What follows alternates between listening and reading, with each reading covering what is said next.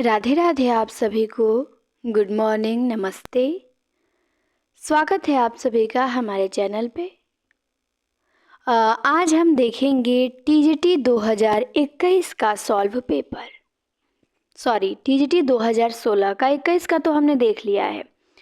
TGT 21 का भी देखा है, पीजीटी 21 का भी देखा है। अब हम देखेंगे टीजीटी 2016 का पेपर जो 16 में हुआ था। तो 125 प्रश्न थे आपके, तो उन्हें हम देखेंगे कि क्या क्या प्रश्न बने थे। प्रीवियस ईयर आपको देखते रहना है, ये नहीं कि हल्का हल्का था आसान में ले लें, इसी में से पूछ देगा, पता चलेगा और यहीं से गलती हो जाएगा। तो इससे आपको बचना है, यहाँ से गलती नहीं करना है। ये आपके माइंड में हमेशा रन करते रहना चाहिए, ये प्रश्न बन चुका है, पूछा जा सकता है, ये हमसे गलत ना हो।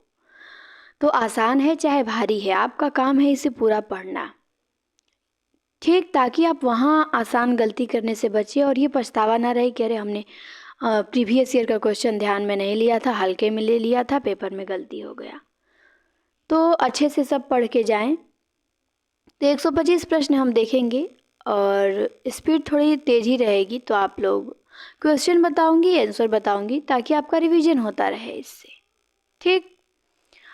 चलिए, तो पहला प्रश्न है, निस्दिन बरसत नैन हमारे, सदा रहत पावश ऋतु हम पे जब ते श्याम से धारे। इन पंक्तियों में कौन सा रस है? तो इसमें वियोग श्रृंगार रस है। निस्दिन बरसत नैन हमारे में वियोग श्रृंगार रस। दूसरा प्रश्न है, जसोदा हरि पालन झुलावे, हलरावे दुलरावे मल्हावे, जोई सोई कछु गावे। तो जसोदा हरि पालन झुलावे में कौन सा रस है? तो इसमें है वात्सल्य रस। जसोदा हरि पालन झुलावे। दो ठो रस से ही प्रश्न आ गया। आगे देखते हैं, तीसरा प्रश्न क्या है कि इनमें से किस बोली का संबंध बिहारी हिंदी से नहीं है? भाषा विज्ञान से ये प्रश्न है। तो भाषा विज्ञान में पूछा गया है कि बिहारी हिंदी से किसका संबंध नहीं है? तो अवधी का, क्योंकि अवधी आपकी पूर्वी हिंदी में आती है ना, अवधी बघेली छत्तीसगढ़ी। बिहारी हिंदी में भी 3 बोली आती हैं, भोजपुरी, मगही, मैथिली, तो तीनों हैं, लेकिन अवधी नहीं है। चौथे प्रश्न पे आइए। चौथा पूछा गया है, मगही किस प्रदेश की बोली है? तो मगही बिहार की बोली है। पटना, हजारीबाग, मुंगेर, तो मगही बिहार में बोला जाता है। बिहार के अलावा और बहुत कम इधर उधर मिलेगा आपको। पांचवा प्रश्न है, सिंधी भाषा का विकास अपभ्रंश की किस बोली से माना गया है? तो सिंधी भाषा का विकास ब्राचड़ अपभ्रंश से हुआ है। किससे? ब्राचड़ से। 6 पे आइए। 6 नंबर का प्रश्न है, हिंदू मग पे पाँव न राखियो, काजो बहुते हिंदू भाख्यो। तो ये पंक्तियाँ किस बोली में हैं? तो ये नूर मोहम्मद की पंक्ति है। नूर मोहम्मद सूफी काव्य में आते हैं और सूफी काव्य की भाषा अवधी। तो ये पंक्ति किस में है? अवधी में है। 7वां प्रश्न है हमारा, इनमें से कौन सा पश्च स्वर है? आपको अग्र स्वर, पश्च स्वर, मध्य स्वर ध्यान होने चाहिए। तो आपका जो आ है ये क्या है? पश्च स्वर है। ई मध्य, सॉरी, ई अग्र स्वर है, अ आपका मध्य स्वर है। तो ये आपको ध्यान देना है। मध्य स्वर में अ आता है केवल अकेले, अग्र स्वर में ई ए, बाकी जितना बचा सब पश्च स्वर, आ उ ओ औ, ये सब क्या है? पश्च स्वर है। 8 नंबर के प्रश्न में आते हैं। 8 में क्या पूछा गया है? तो यहाँ पे पूछा गया है कि इनमें से कौन सा शब्द देशज है? खिड़की, मित्र, कालीन, रेल। तो यहाँ पे जो देशज है वो खिड़की है। क्या है? खिड़की आपका देशज शब्द है। मित्र तत्सम है, कालीन उर्दू का शब्द है और रेल अंग्रेजी भाषा का। मित्र क्या है? तत्सम है, कालीन उर्दू का है और रेल अंग्रेजी भाषा का है। आगे आते हैं 9 नंबर के प्रश्न में। इनमें पूछा गया है कि कौन सी तालव्य ध्वनि है? तो आपका च वर्ग पूरा तालव्य होता है, तो यहाँ पे च दे दिया गया है, तो च क्या है? तालव्य है। च छ ज झ इ य श ई ये आपके तालव्य ध्वनि है। प आपका ओष्ठ में आ जाएगा। चलिए अब आते हैं आगे 10 नंबर के प्रश्न में। 10 में पूछा गया है कि कौन सी लिपि नहीं है। बहुत महत्वपूर्ण प्रश्न है, ये रिपीट कर देगा। तो अरबी लिपि है, गुरुमुखी भी लिपि है, देवनागरी भी लिपि है, लेकिन अंग्रेजी लिपि नहीं है। ये भाषा है, क्योंकि अंग्रेजी भाषा की लिपि होता है गुरुमुखी। तो अरबी अंग्रेजी भाषा की लिपि रोमन होता है, रोमन लिपि में लिखी जाती है। तो अरबी, गुरुमुखी, देवनागरी ये लिपि है, लेकिन अंग्रेजी लिपि नहीं, भाषा है, इसकी लिपि रोमन है। अगला हमारा प्रश्न है छ ध्वनि का उच्चारण स्थान। तो छ का क्या होता है उच्चारण? इसका होता है तालव्य। च छ ज झ ये किस में आता है? तालव्य वर्ण में आ जाएगा। तो इसको आपको ध्यान देना है कि छ क्या है? तालव्य है। वर्णमाला से प्रश्न पूछे जाते हैं, वर्णमाला पे आप लोग ध्यान देंगे। अगला प्रश्न है कि उसके प्राण सूख गए। इस वाक्य में आपको प्राण का वचन बताना है। तो प्राण में क्या है? बहुवचन है। प्राण, अक्षत, ओठ ये सब क्या होते हैं? बहुवचन में होते हैं। तो उसके प्राण सूख गए, तो प्राण में क्या है? बहुवचन है। 13 नंबर में पूछा है सज्जन का संधि विच्छेद कीजिए। तो सज्जन का विच्छेद होगा सत प्लस जन। बी हमारा सही जवाब है, सज्जन का सत प्लस जन। टीजीटी में देखिए पहले कैसे प्रश्न आता था, अभी भी वही रहेगा, कुछ नए रखेगा, लेकिन बाकी तो सब यही रहेगा, कहाँ जाएगा। अगला है ऋण मुक्त में समास बताइए। तो ऋण मुक्त में होता है आपादान तत्पुरुष। ऋण से मुक्त, तो ऋण से क्या हो गया? अलग हो गया ना, मुक्त हो गया। तो अलग जहाँ पे आता है वहाँ आपादान हो जाता है आपका। फिर है इनमें से एक मोक्ष का पर्यायवाची शब्द है निर्वाण, दशा, गति, चाल। तो मोक्ष का पर्यायवाची निर्वाण होता है। क्या होता है? निर्वाण। अगला पूछा गया है इसमें कि चर्म शब्द का समभिन्नार्थक क्या है। तो चर्म का समभिन्नार्थक होता है चरम। क्या होता है? चरम। चर्म शब्द का अर्थ है चमड़ा तथा चरम शब्द का अर्थ है सबसे अधिक। तो चर्म और चरम क्या है? समभिन्नार्थक शब्द हैं। 17 में पूछा गया है खाक में मिलाना। खाक में मिलाना मुहावरे का सही अर्थ बताइए। सब तोड़ देना, कीचड़ में मिला देना, नष्ट कर देना या हानि पहुंचाना। तो खाक में मिलाना मुहावरे का सही अर्थ होता है नष्ट कर देना। क्या होता है? नष्ट कर देना। तो ये आपको ध्यान देना है, खाक में मिलाना, नष्ट कर देना। मुहावरा से हर बार प्रश्न बनता है, कभी मुहावरा स्किप नहीं करता है। देखिए फिर पूछा गया है कि कालिदास की दूसरी रचना कौन सी है।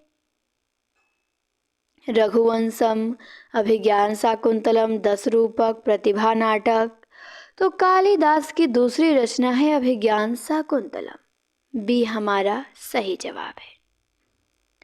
रघुवंशम भी कालिदास का है, विज्ञान शाकुंतलम भी है। 10 रूपक तो है ही नहीं, 10 रूपक तो धनंजय का है, प्रतिमा नाटक भास का है। 19 पे आइए, मालती माधव किसकी रचना है। तो मालती माधव भवभूति की रचना है। इसमें 10 अंक हैं। तो मालती माधव भवभूति। आते हैं 20 नंबर के प्रश्न में। 20 में पूछा गया है कि 10 कुमार चरितम ये किसकी रचना है। तो 10 कुमार चरितम भवभूति की रचना है। किसकी? भवभूत। अरे सॉरी, यहाँ पे गलती दिया है, मैं भी गलती ही पढ़ दे रही हूँ। 10 कुमार चरित दंडी की रचना है। बी हमारा सही जवाब है। किसकी रचना है? तो 10 कुमार चरितम दंडी ने लिखा है। ठीक, 21 पे आ जाइए। 21 में पूछा गया है कि रामू घर से निकला। इस वाक्य में कौन सा कारक है। तो रामू घर से निकला। देखिए 2 ठो प्रश्न आ गए, एक तो अभी आपादान तत्पुरुष से आया था और एक कारक से आ गया। तो रामो घर से निकला, इसमें अलग हो रहा है घर से, तो आपादान हो जाएगा। 22 में आइए, गठरी शब्द में लिंग क्या है? तो गठरी का स्त्रीलिंग होता है, क्या है? स्त्रीलिंग। गठरी का पुल्लिंग होता है गठरा, तो गठरी क्या है? स्त्रीलिंग है। 23 में आइए, 23 में पूछा गया है अत्याचार में कौन सी संधि है? तो अत्याचार में यड़ संधि है, अति प्लस आचार, अत्याचार। 24 पे आते हैं, 24 में पूछा गया है उत्तर दक्षिण में समास। तो उत्तर दक्षिण में क्या होता है? द्वंद्व समास होता है, तो ध्यान देंगे। फिर पूछा गया है रामः रावणं ममार, इसमें कौन सा लकार है? तो रामः रावणं ममार में लिट लकार है। कौन सा लकार? लिट लकार। आगे आइए, मति शब्द रूप में कौन सी विभक्ति है? तो मति में क्या है? प्रथमा विभक्ति है।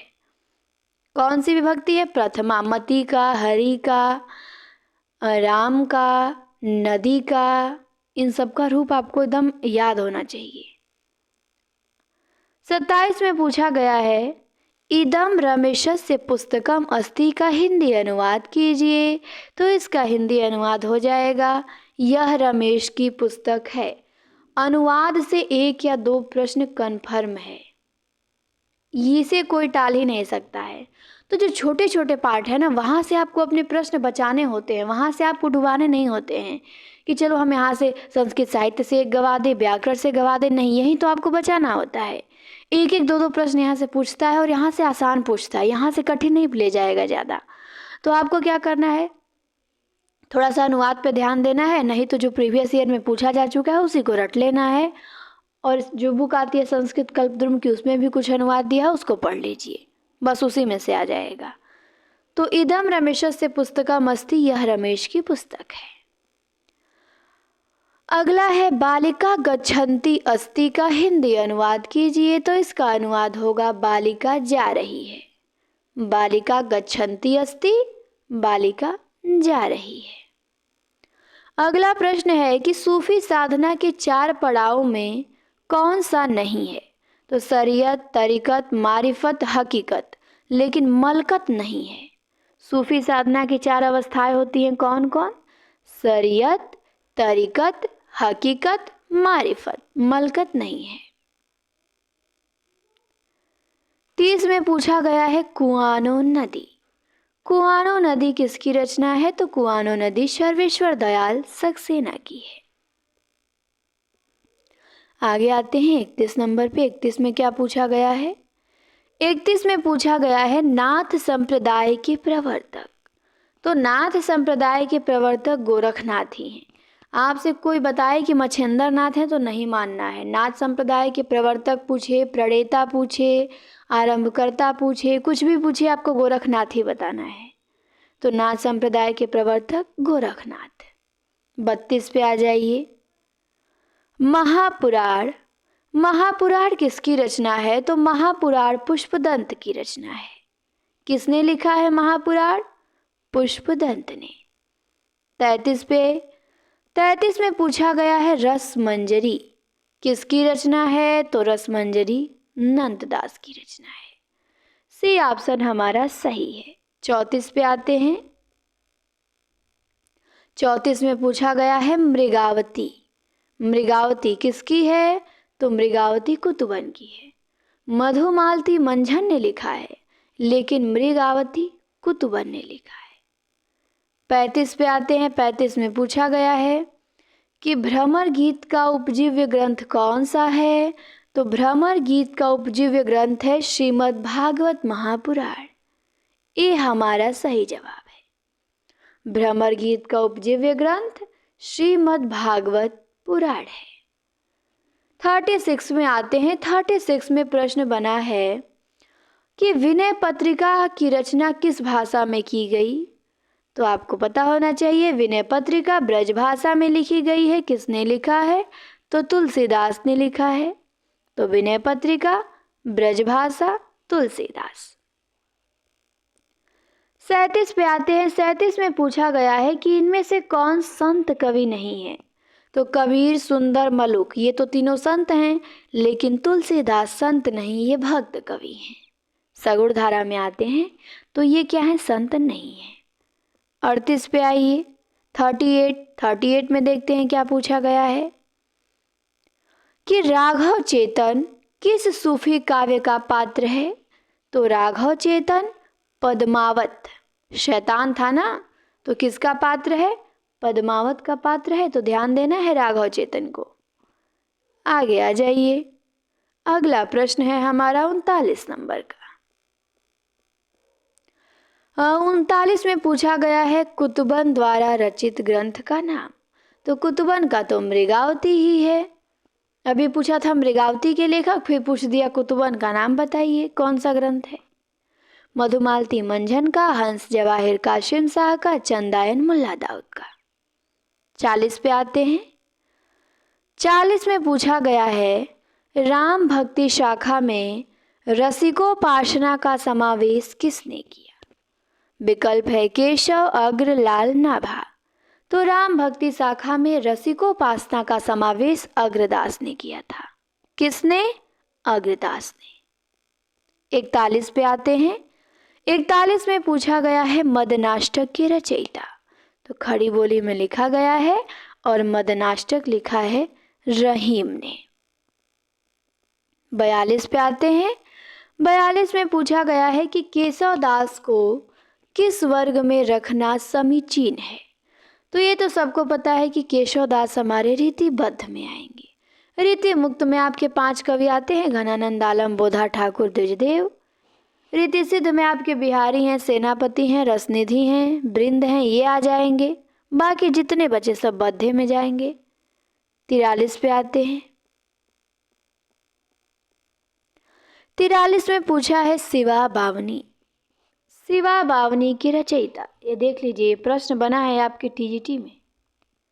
शिवा बावनी के भूषण हैं।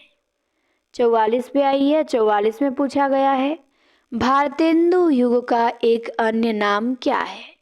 प्रगति प्रयोग, जागरण सुधार, पुनर्जागरण या नव सामंत काल। तो भारतेंदु युग का एक अन्य नाम है पुनर्जागरण काल। जागरण सुधार काल तो द्विवेदी युग का है, भारतेंदु युग का पुनर्जागरण काल। 45 पे आते हैं। 45 में पूछा गया है कि इनमें से भारतेंदु युगीन लेखक कौन है। तो पहले विकल्प दिख गए प्रताप नारायण मिश्र, ये भारतेंदु युग के हैं। हरिऔध आपके द्विवेदी युग में आ जाएंगे। विद्यानिवास मिश्र आपके निबंधकार हैं ये। और ये आते हैं आपके शुक्ल या शुक्लोत्तर में। और राधाकृष्ण दास आपके आ जाएंगे, ये भी द्विवेदी युग में ही।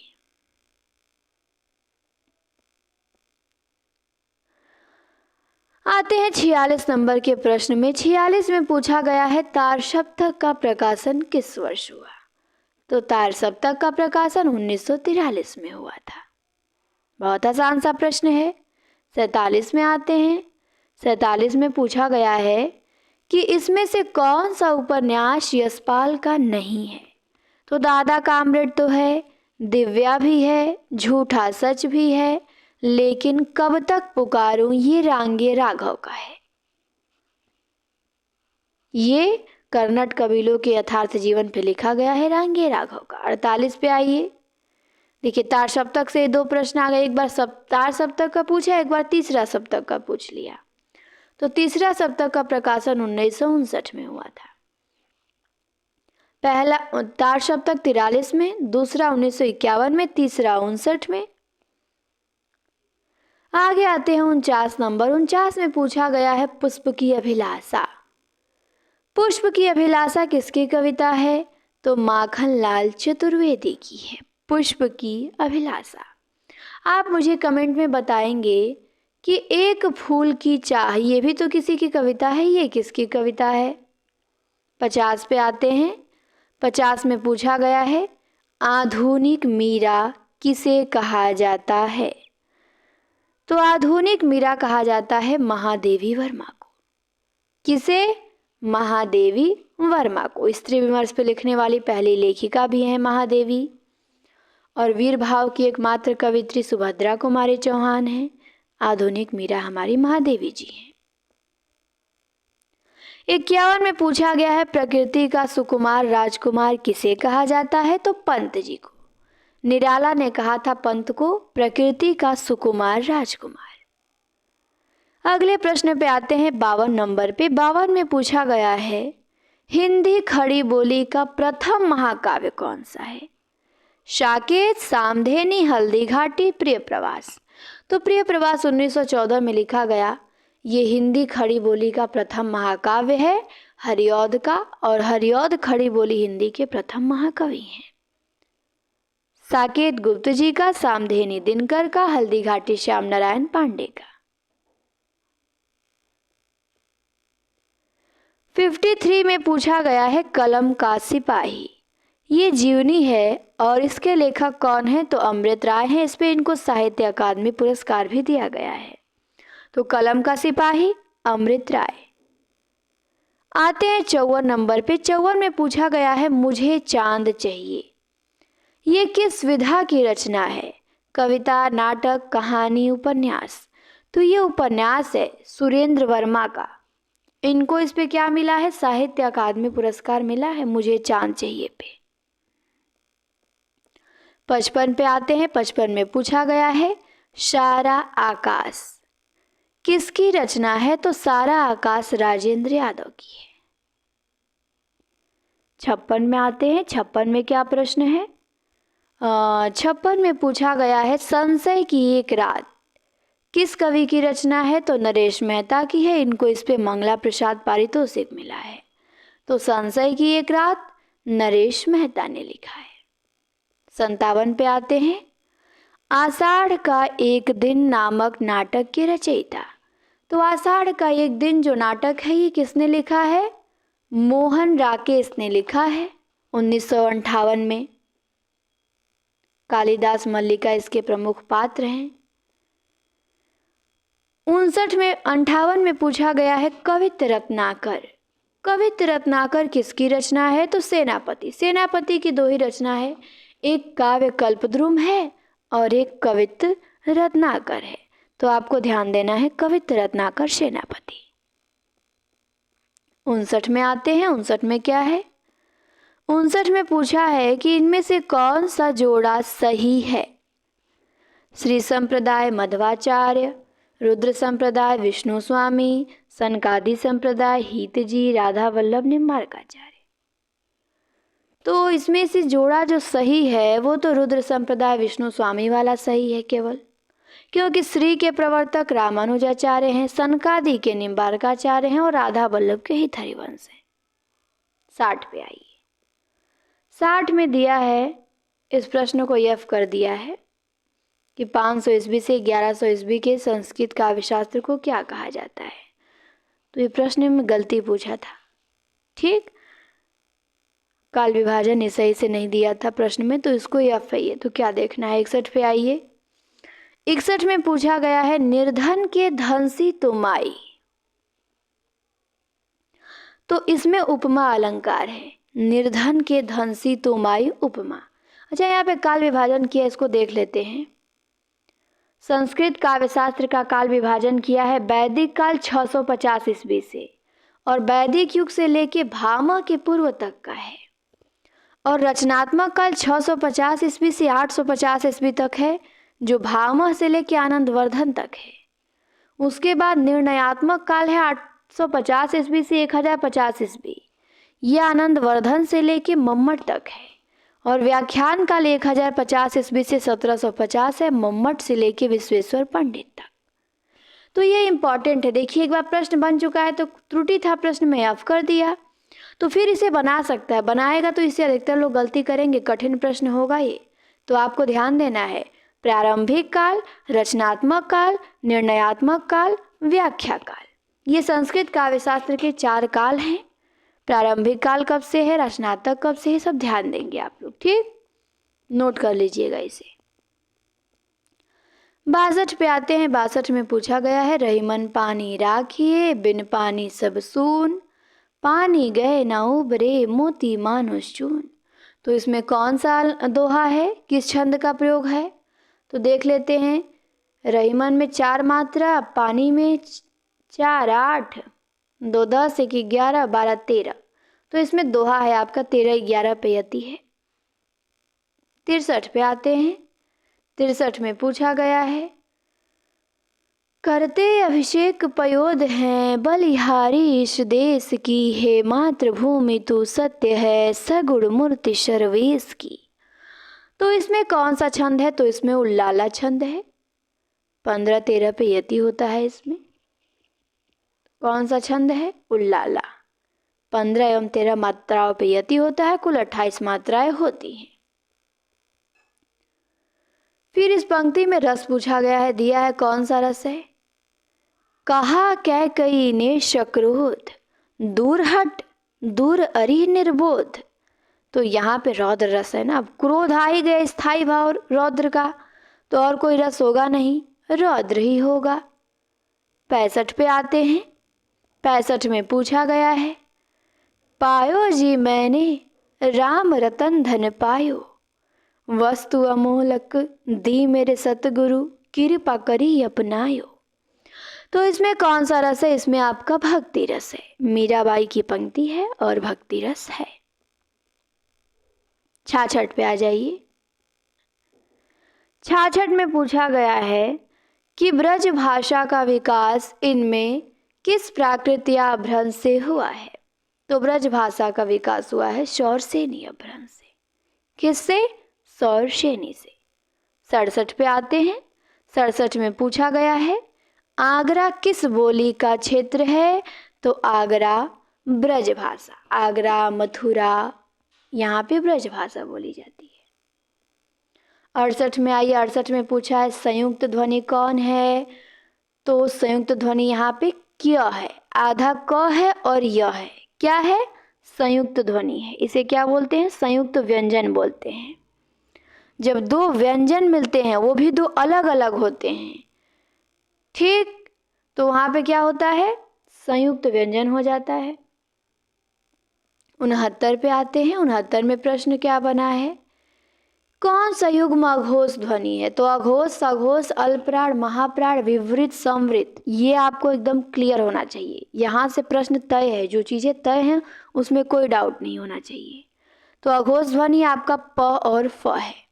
आपको पता है प्रत्येक वर्ग का पहला दूसरा जो वर्ण है वो अघोष होता है और तीसरा चौथा पांचवा सघोष होता है। तो प फ, ये प वर्ग का पहला दूसरा वर्ण है, तो ये क्या हो गया? अघोष हो गया। 70 पे आइए। 70 में पूछा गया है, मुंडा भाषा परिवार का क्षेत्र कौन सा है? तो मुंडा भाषा परिवार का क्षेत्र है छोटा नागपुर। क्या है? छोटा नागपुर। 71 में पूछा गया है कि निम्नलिखित में से नीलकंठ कौन सा शब्द है? तो नीलकंठ है योग रूढ़। क्या है? योग रूढ़ है। जितने भी बहुब्रीहि समास के उदाहरण हैं वो सब योग रूढ़ होते हैं। 72 पे आइए। कौन सी ध्वनि महाप्राण है? तो महाप्राण प्रत्येक वर्ग का दूसरा चौथा वर्ण होता है। तो यहाँ पे 2 ठो महाप्राण दे दिया है। ख भी महाप्राण है, ठ भी महाप्राण है, इसीलिए प्रश्न को यफ कर दिया गया है। क्योंकि क वर्ग का दूसरा व्यंजन है ख और ट वर्ग का दूसरा वर्ण है ठ, तो ये दोनों महाप्राण हो जा रहा है, इसीलिए इसको स्टार कर दिया गया है। 73 पे आइए। 73 में पूछा गया है कि हिंदी को राजभाषा के रूप में संवैधानिक मान्यता कब मिली? तो विकल्प ही गलत दे दिया था यहाँ पे। हिंदी को राजभाषा के रूप में संवैधानिक मान्यता 14 सितंबर 1949 को मिली। यहाँ पे 14 अक्टूबर दे दिया था, इसीलिए गलत हो गया है। 14 सितंबर 1949 को हिंदी को राजभाषा के रूप में संवैधानिक मान्यता मिली। 74 पे आते हैं। 74 में पूछा गया है, अशोक ने पत्र पढ़ा, इसमें कौन सा कारक है? तो अशोक ने पत्र पढ़ा, इसमें कर्म कारक है। कौन सा? अशोक ने पत्र पढ़ा, अशोक ने पत्र को पढ़ा, तो यहाँ पे क्या है? सॉरी, कर्ता कारक है, मिस्टेक हुआ। अशोक ने आया है ना यहाँ पे, तो यहाँ पे हमारा कर्ता कारक होगा, कर्म नहीं होगा। अशोक ने पत्र पढ़ा, कर्ता। ए ऑप्शन हमारा एकदम सही है। तो ध्यान देंगे, अशोक ने पत्र पढ़ा, कर्ता कारक। 75 पे आइए, ये विभक्ति चिन्ह है। कर्ता का ने, कर्म का को, करण का से, संप्रदान का के लिए, अपादान का से, संबंध का काके की, रारेरी, अधिकरण का में पर। 75 में पूछा गया है कौन सा शब्द पुल्लिंग है। पुल्लिंग कौन सा है? खटमल, डिबिया, दात्री, जीव। तो खटमल यहाँ पे आपका पुल्लिंग हो जाएगा, डिबिया आपका स्त्रीलिंग है, तो पुल्लिंग क्या हो जाएगा? खटमल। तो ध्यान देंगे, खटमल आपका पुल्लिंग शब्द है। 76 पे आइए, चंद्रमुख में समास। तो चंद्र मुख में समास होगा कर्मधारय। कौन सा होगा? कर्मधारय समास होगा। चंद्र के सदृश मुख, तो यहाँ पे आपका चंद्र मुख में कर्मधारय हो जाएगा। यही आपका चंद्रमौली रहता तो बहुव्रीहि हो जाता, शंकर जी हो जाते चंद्रमौली, लेकिन चंद्रमुख तो शंकर जी होंगे नहीं, तो यहाँ पे कर्मधारय है। 77 पे आइए, मैं आदर सहित नमस्कार करता हूं, वाक्य का शुद्ध रूप क्या होगा? तो इसका शुद्ध रूप होगा कि मैं सादर नमस्कार करता हूं। आदर सहित नमस्कार करता हूं ये गलत है, मैं सादर नमस्कार करता हूं ये क्या है? शुद्ध वाक्य है। 78 पे आइए, हर्ष का विलोम क्या होगा? तो हर्ष का विलोम होगा विषाद। हर्ष का विलोम विषाद होता है। 79 पे आते हैं, 79 में क्या पूछा है? तो यहाँ पूछा है कि जो समाचार भेजता हो उसके लिए एक शब्द क्या होगा? तो जो समाचार भेजता है उसे क्या कहते हैं हम? संवाददाता कहते हैं। ये प्रश्न बहुत महत्वपूर्ण है। जो समाचार भेजता हो संवाददाता, जो पत्र भेजता हो प्रेषक, जो किसी वस्तु का सूचना देने वाला यंत्र हो सूचक, किसी का संदेश ले जाने वाला दूत कहलाता है। तो प्रेषक जो पत्र भेजता हो और जो समाचार भेजता हो संवाददाता। 80 में पूछा गया है कि एक तो दोष था ही, उस पर दूसरा दोष लग जाना। इसके लिए सही कहावत क्या होगा? तो इसके लिए होगा, एक तो करेला दूजे नीम चढ़ा। एक तो खुदे करेला है, ऊपर से नीम चढ़ा लिया। एक तो पहले से दोष था कि कड़वा है और ऊपर से एक और दोष हो गया। 81 में आइए, यहाँ पे मुहावरा दिया है, अधजल गगरी छलकत जाए। तो कम ज्ञान वाले लोग अधिक प्रदर्शन करते हैं। छोटी मुंह बड़ी बात, छोटे लोगों को बढ़ चढ़ के बोलना।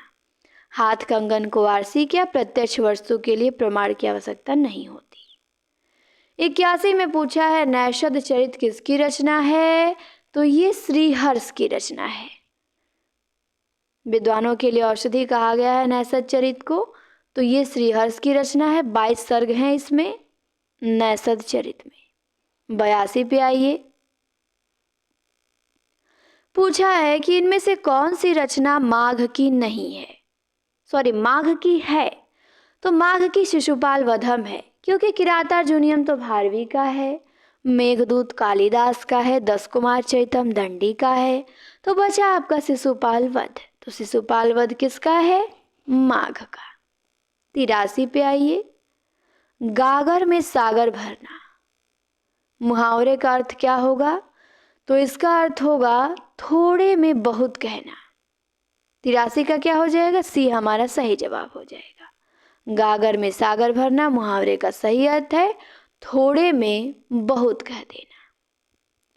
84 में पूछा है कविता का बहुवचन। तो कविता का बहुवचन होता है कविताएं। क्या होता है? कविताएं। तो बी एकदम सही जवाब है।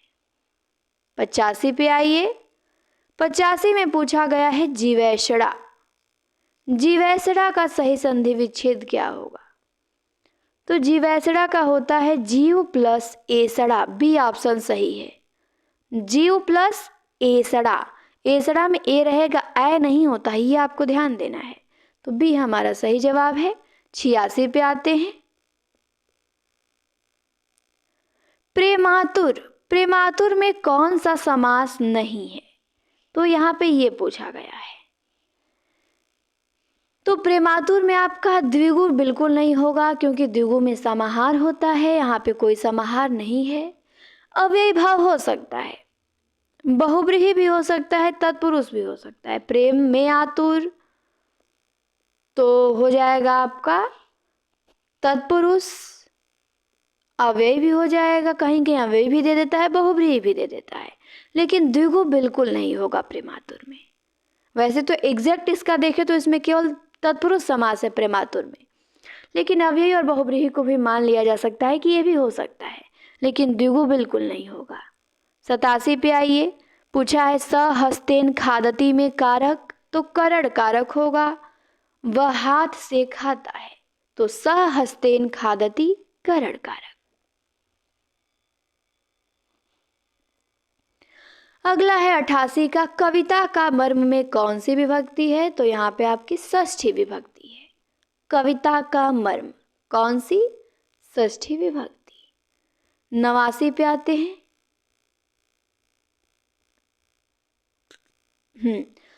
षष्ठी में ही तो आपका, षष्ठी में संबंध आता है विभक्ति, और इसी में तो आपका का के की रा रे री का प्रयोग होता है। तो कविता का मर्म था, का आया था, तो वहां पे आपका षष्ठी हो गया।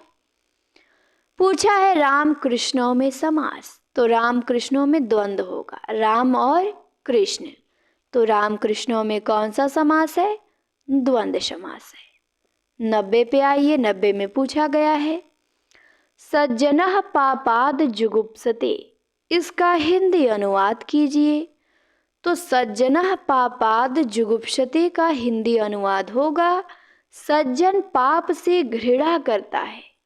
क्या होगा, सज्जन पाप से घृणा करता है, सज्जनः पापाद जुगुप्सते। 91 में पूछा गया है रामेण सह सीता वनम गच्छति, इसका हिंदी अनुवाद कीजिए। तो इसका हिंदी अनुवाद होगा कि राम के साथ सीता वन जाती है, रामेण सह सीता वनम गच्छति, राम के साथ सीता वन जाती है।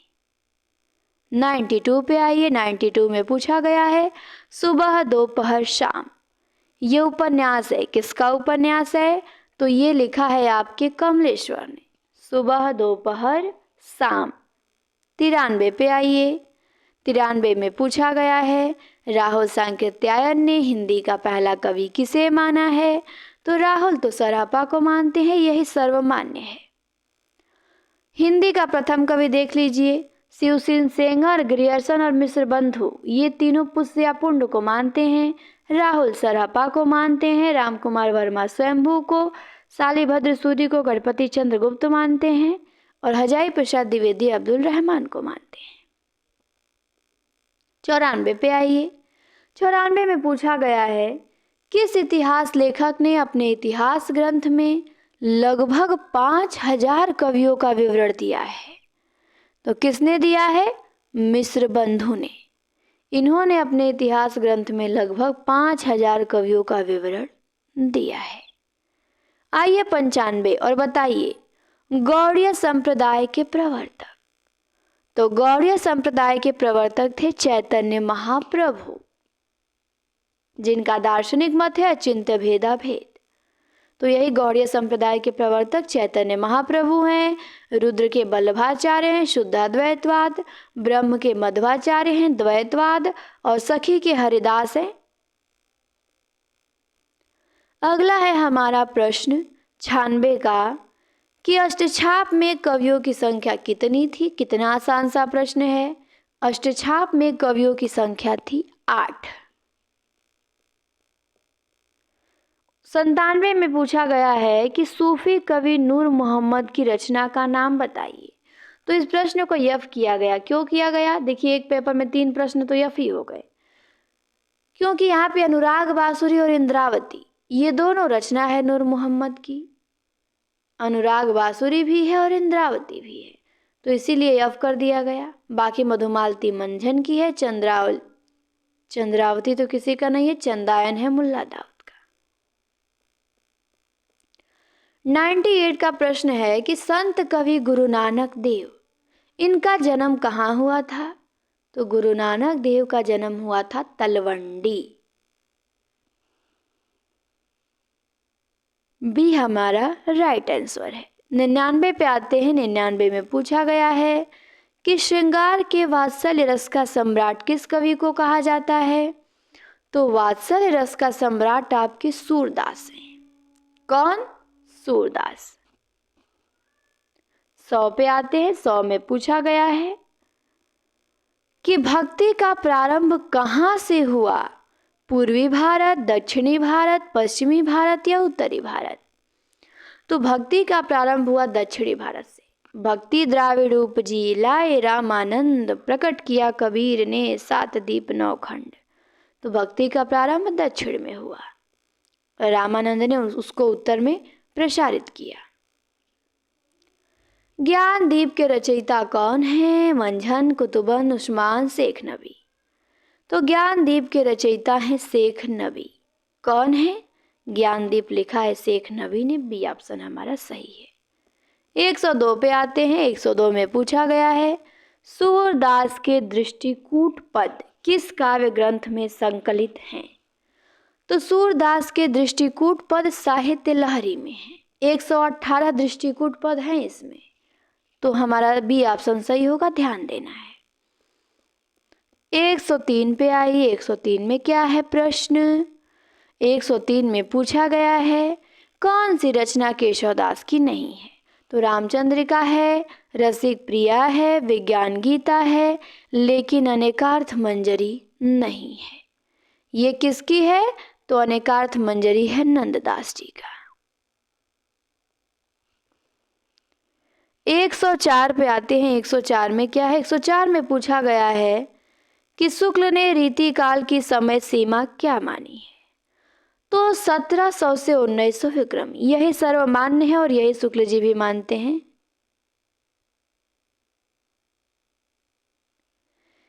शुक्ल के अनुसार रीतिकाल की समय सीमा 1700 से 1900 विक्रम। 105 पे आइए। 105 में पूछा गया है कि रीतिकाल में किस रस की प्रधानता काव्य में रही? तो रीतिकाल में श्रृंगार रस की प्रधानता थी। किस रस की? श्रृंगार रस की। 106 का प्रश्न है कि इनमें से रीतिकाल का कौन सा कवि अपने प्रकृति चित्रण के लिए विख्यात है? तो रीतिकाल में प्रकृति चित्रण के लिए सेनापति विख्यात थे। कौन? सेनापति। 7 पे आते हैं। 7 में पूछा गया है ब्राह्मण पत्रिका के संपादक कौन थे? तो ब्राह्मण पत्रिका के संपादक प्रताप नारायण मिश्र थे। मासिक पत्रिका थी, 1881 में कानपुर से निकलती थी। आगे आते हैं 108 पे। 108 में पूछा गया है कि इनमें से कौन सा छायावादी कवि नहीं है? तो प्रसाद निराला पंत तो है, ये है, दुनिया जानती है। शिवमंगल सिंह सुमन आपके छायावादी कवि नहीं है, ये प्रगतिवादी युग में आ जाएंगे। 109 पे आते हैं। 109 में पूछा गया है कुरु कुरु स्वाहा किसका उपन्यास है? तो मनोहर श्याम जोशी का। कुरु कुरु स्वाहा मनोहर श्याम जोशी। 110 में पूछा गया है आवारा मसीहा के लेखक। तो आवारा मसीहा के लेखक विष्णु प्रभाकर हैं। 1974 में लिखा गया, शरद चंद्र के ऊपर लिखा गया है। मार्क्स, त्रोत्स्की और एशियाई समाज, ये भी जीवनी है और ये लिखा है रामविलास शर्मा ने। कामायनी में कुल कितने सर्ग हैं? तो कामायनी में 15 सर्ग हैं। 1935 में लिखी गई। मंगला प्रसाद पारितोषिक मिला है। चिंता, आशा, श्रद्धा, काम, वासना, लज्जा, कर्मश्ययिड़ा, स्वप्न, संघर्ष, निर्वेद, दर्शन, रहस्य, आनंद, ये कामायनी के कुल 15 सर्ग हैं। 112 पे आते हैं। 112 में पूछा है कि रत्नाकर की जो रचना है उद्धव शतक, वो किस भाषा में लिखी गई है? तो रत्नाकर ने जो उद्धव शतक लिखा है वो ब्रज भाषा में लिखा है। किस में? ब्रज भाषा में, क्योंकि ब्रज भाषा के अंतिम प्रौढ़ कवि रत्नाकर थे। 13 में आइए। 13 में क्या पूछा है कि किस नाटक में नारी के पुनर्लग्न की समस्या उठाई गई है? तो ये उठाई गई है प्रसाद जी के नाटक ध्रुव स्वामिनी में, जो 1933 में प्रकाशित होता है। 114 पे आते हैं। 114 में पूछा गया है इनमें से किसने सर्वाधिक ऐतिहासिक नाटक लिखे हैं? तो हमारे जयशंकर प्रसाद जी हैं, ये सर्वाधिक ऐतिहासिक नाटक लिखे हैं। बी ऑप्शन हमारा एकदम सही है, जयशंकर प्रसाद। 115 पे आइए, इनके कुछ नाटक दिया है। सज्जन, कल्याणी परिणय, कल्याणी परिणय, करुणालय, प्रायश्चित, राजश्री, विशाखा, अजातशत्रु। लक्ष्मी नारायण लाल ने सर्वाधिक नाटकों की रचना की है। अधिकतर 30-32 उनके नाटक हैं, बहुत हैं, लेकिन सर्वाधिक ऐतिहासिक नाटक लिखा है आपके प्रसाद जी ने। 115 का प्रश्न है कि सन 1975 के बाद की कविता को इनमें से क्या नाम दिया गया? तो 1975 के बाद की कविता को समकालीन कविता नाम दिया गया। क्या दिया गया? समकालीन कविता। तो बी हमारा एकदम राइट आंसर है। 116 पे आते हैं, राग दरबारी। राग दरबारी किसका उपन्यास है? तो श्रीलाल शुक्ल का है, 1968 में लिखा गया है, रिपोर्ताज शैली में लिखा गया है। लखनऊ के एक गांव शिवपालगंज की जिंदगी का यथार्थ वर्णन किया गया है राग दरबारी में। तो ध्यान देंगे, राग दरबारी श्रीलाल शुक्ल का है। 17 पे आते हैं। 17 में पूछा गया है सचेतन कहानी के प्रवर्तक कौन है? तो सचेतन कहानी के प्रवर्तक महीप सिंह हैं। देख लीजिए, कुछ कहानी आंदोलन दिया है, महत्वपूर्ण है, बहुत मेन है ये। तो सचेतन कहानी के महीप सिंह हैं, अ कहानी के गंगा प्रसाद विमल हैं, सहज कहानी के अमृत राय हैं, सक्रिय कहानी के राकेश वत्स हैं, समानांतर कहानी के कमलेश्वर हैं, नई कहानी के राजेंद्र यादव, मोहन राकेश, कमलेश्वर, तीनों हैं ये, जिनको हम लोग याद करते हैं कमोरा से।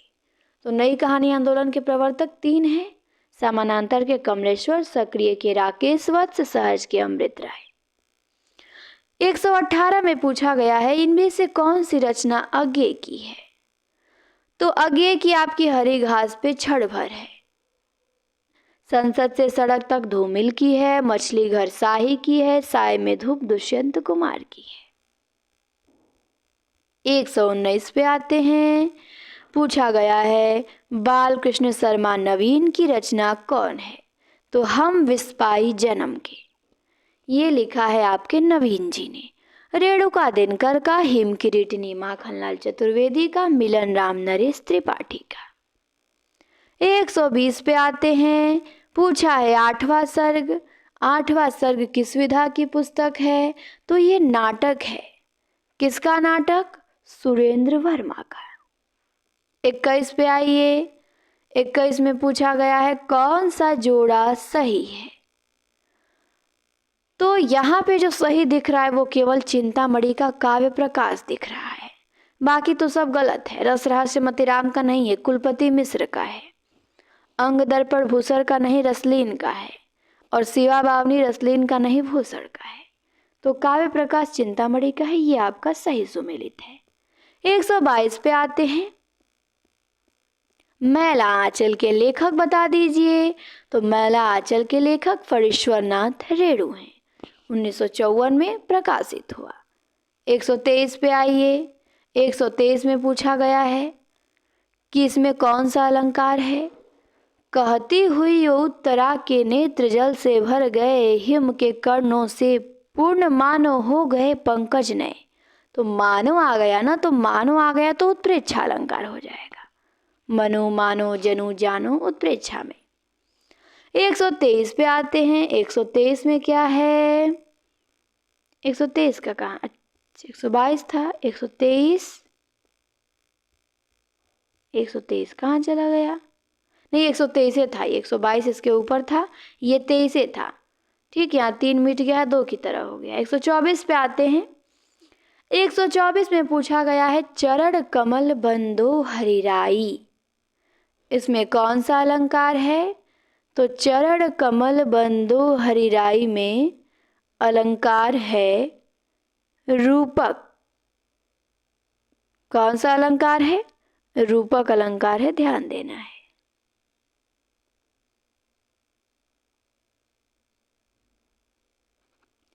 अगला प्रश्न है 125 का। 125 में पूछा गया है छंद। रघुकुल रीति सदा चली आई, प्राण जाई पर वचन न जाई। तो इसमें चौपाई छंद का प्रयोग है। चौपाई छंद में 16-16 मात्राएं होती हैं, तो आप गिन लीजिए 16 मात्राएं हैं। रघुकुल रीति सदा चली आई। तो इस प्रकार हमारा 125 प्रश्न समाप्त होता है। टीजीटी 2016 का प्रश्न था। 16 के बाद 21 में पेपर हुआ, 21 के बाद 25 में हुआ। ये पंचवर्षीय योजना हमारे पेपर की चलती रहती है। तो एक बार फेल होना मतलब बहुत समस्या कर देता है। 4 साल इंतजार कीजिए फिर। तो यही है। 16 में मेरिट आप लोग कहते हैं हाई जाता है, तो देख लीजिए 125 प्रश्न हमने देखा, कुछ था दम इसमें। अब ऐसे प्रश्न आएंगे तो आप लोग क्या उम्मीद करते हैं कि ऐसे प्रश्न में मेरिट 80 जाए? तो इतने तो गधे हम लोग नहीं है कि मेरिट 80 लेके जाएंगे। दिन रात सब पढ़ रहे हैं, तो अब ऐसा प्रश्न आ जाएगा तो 125 में 125 जाने लगेगा, 124 जाने लगेगा, 123 जाने लगेगा मेरिट। तो पेपर पे डिपेंड करता है मेरिट। ठीक, ये नहीं कि आप निर्धारित करेंगे, आप कुछ नहीं निर्धारित करेंगे, वो सब पेपर डिसाइड करेगा। कठिन आ जाएगा, सबकी हवा गुम हो जाएगी। मेरिट आ जाएगा 90 पे, 100 पे, 80 पे। तो पेपर के लेवल पे निर्भर करता है। पेपर आसान रहेगा, मेरिट हाई जाएगी। पेपर लो रहेगा, पेपर टफ रहेगा, मेरिट आपकी स्लो जाएगी। तो यही ऐसे ऐसे प्रश्न आते थे तो मेरिट क्यों नहीं हाई जाएगी? सब रट लिए थे, आराम से 120 122 हो जाता था। एक आध तो गलती होता था तो पहुंच जाता था 122। तो इसीलिए मेरिट हाई जाती थी ना। तो परेशान नहीं होना है, आपको केवल अपना काम करना है, ईमानदारी से करना है और प्रीवियस ईयर के क्वेश्चन देखते रहना है। ये आसान है, लेकिन मैं गारंटी से कहती हूँ इनमें से 2016 के 2000 जितना पेपर हुआ है टीजीटी का, पीजीटी का, कम से कम 15 से 16 प्रश्न इन्हीं में से आसाने वाला उठा के दे देगा। और आप कंफ्यूज हो जाएंगे अगर नहीं पढ़े रहेंगे तो, क्योंकि आप तो कॉन्फिडेंस में रहेंगे कितना आसान है, हम क्या देखें प्रीवियस का पेपर, हम तो भारी देखेंगे, हम भारी वाले हैं, और हो जाएगी बत्ती गुल पेपर में। तो इसीलिए प्रीवियस देखा जाता है, चाहे आसान हो चाहे कठिन हो, कैसा भी है वो प्रीवियस ईयर पेपर है, उसको आपको पढ़ के जाना है। तो अंदाज़ा, ताकि कम से कम सुने रहेंगे आप ना वीडियो में, इसीलिए इसमें बता रही हूँ। आप लोगों ने कहा भी था कि धीरे धीरे मैम करा दीजिए, तो जैसे जैसे टाइम मिलेगा हम एक एक पेपर इसका कराते जाएंगे। ज़्यादा पेपर है नहीं, तो सारा टीजीटी पीजीटी का हो जाएगा। ताकि आप सुने रहेंगे तो कम से कम, अपने नहीं पढ़ेंगे तो सुने रहेंगे मेरी क्लास में, तो दिमाग तो काम करेगा कि हाँ सुने हैं। तो बस वही हमारा टीजीटी 2016 का ये पेपर क्या होता है, समाप्त होता है। क्लास देखने के लिए आप सभी को बहुत बहुत धन्यवाद। अगली क्लास होगी रात 8 बजे उपन्यास की, तो आप सभी को जुड़ना है।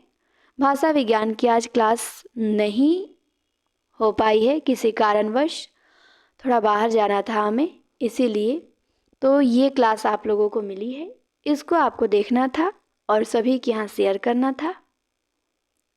8 बजे क्लास होगी रात को उपन्यास की, तो उनमें हम आप सबसे मिलेंगे। तो क्लास कैसी लगी कमेंट में बताइएगा। चैनल को सब्सक्राइब करें और खूब शेयर करें। धन्यवाद, आज के लिए इतना ही।